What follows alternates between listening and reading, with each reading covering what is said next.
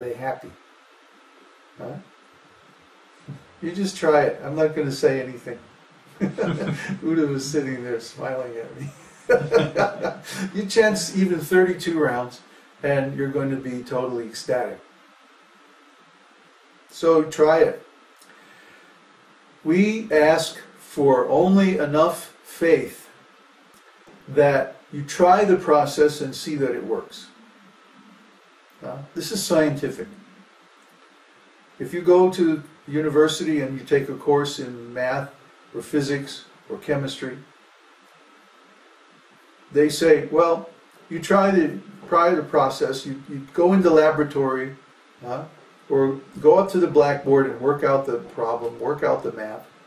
Go in the laboratory, try the experiment, hook up the apparatus, put the chemicals in, and see what is the result.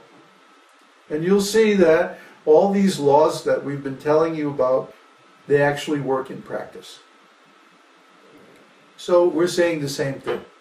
We don't demand faith that you surrender now and then at the end of your life you get the reward. That's faith.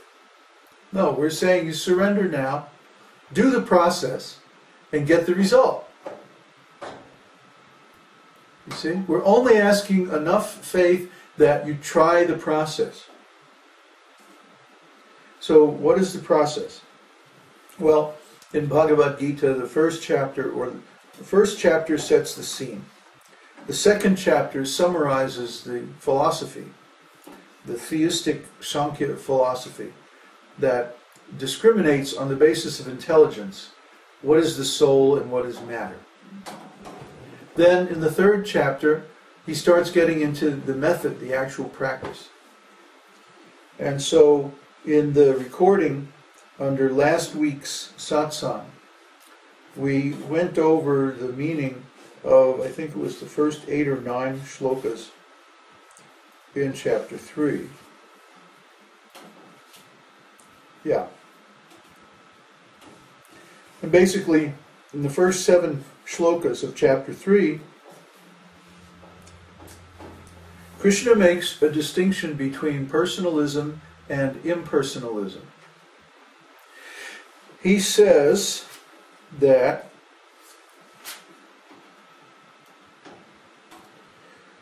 there are 2 classes of men who realize the self. Some are inclined to understand him by empirical philosophical speculation, and others are inclined to know him by devotional work. That's shloka 3, text 3. So who are these 2 groups of people? They're both transcendentalists because they're both trying to realize the self. But some are inclined to empirical philosophical speculation. These are the impersonalists. Because what do you get when you apply this process of philosophical speculation? You get, well, it's all one, and I'm God, and just do whatever you like, and it all winds up, it all comes out to the same thing anyway. That's the end. That's the ultimate product of the process. Try to understand, like Marshall McLuhan said, the medium is the message. Well, in philosophy, the same thing is, the process is the conclusion.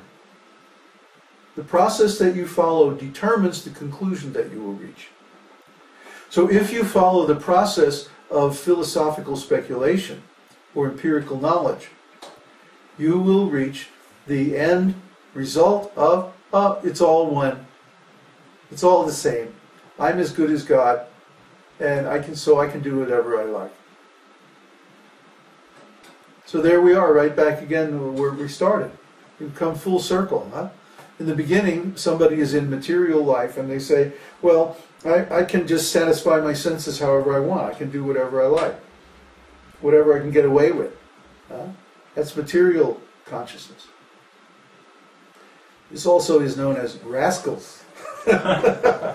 So then they say, but no, there's suffering in material life, so I have to go on some kind of philosophical journey, some kind of inquiry to find out the absolute truth. And so they go on this long inquiry based on empirical knowledge and philosophical speculation. Where do they wind up? Right back where they started. Oh, I can do anything I want. What is the use? Huh? Kanai's over there smiling at me. That they go on this whole journey, this whole process, and then they wind up right back where they started again. And then Krishna says, and others are inclined to know him, the self, by devotional work. Well, devotion means love, isn't it? Devotion means sacrifice. Devotion means dedication. Devotion means surrender. Devotion means love.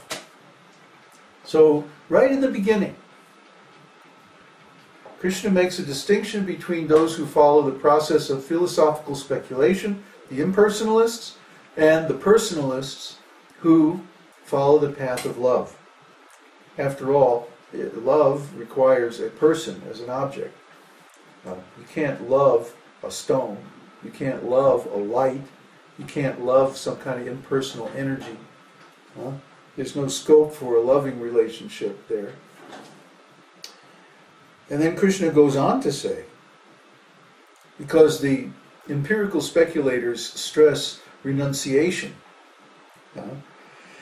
Krishna goes on to say, not by merely abstaining from work can one achieve freedom from reaction,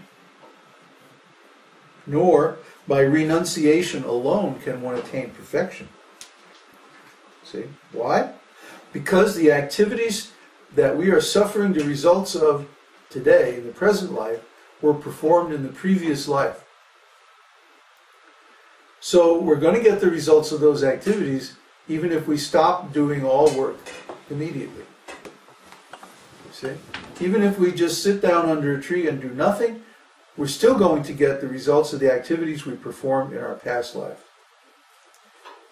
And in our next life, we're going to get the results of the activities that we performed in this life.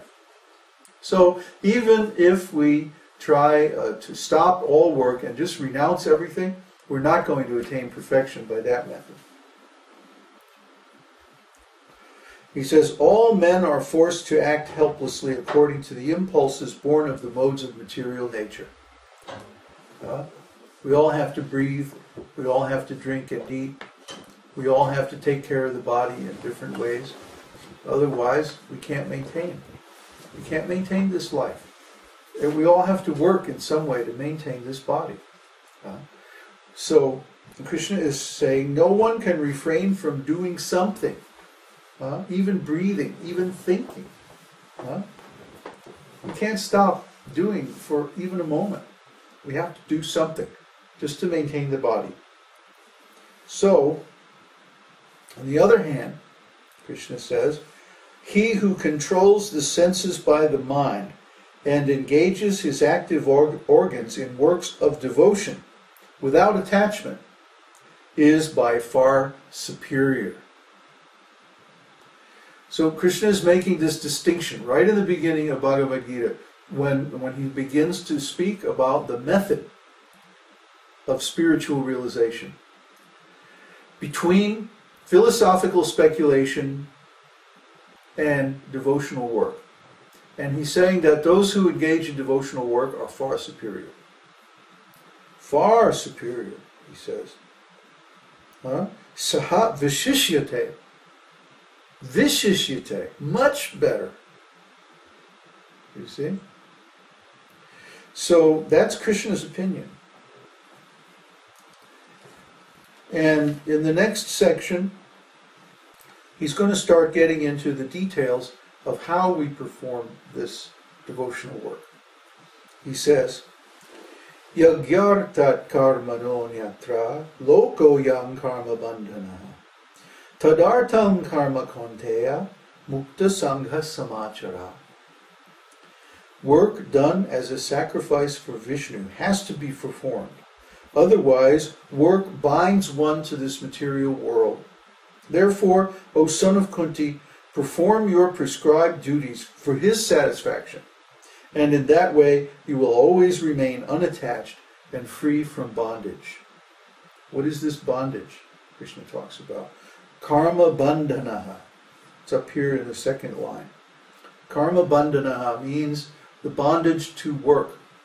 The fact that I have to accept the reactions to everything that I do.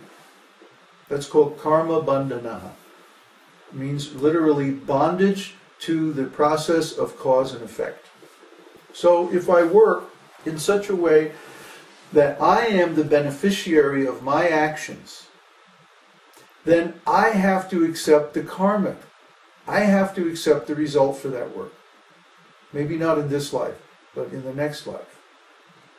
However, if I surrender or sacrifice the results of my actions, the results of my work for Krishna, for Vishnu, work as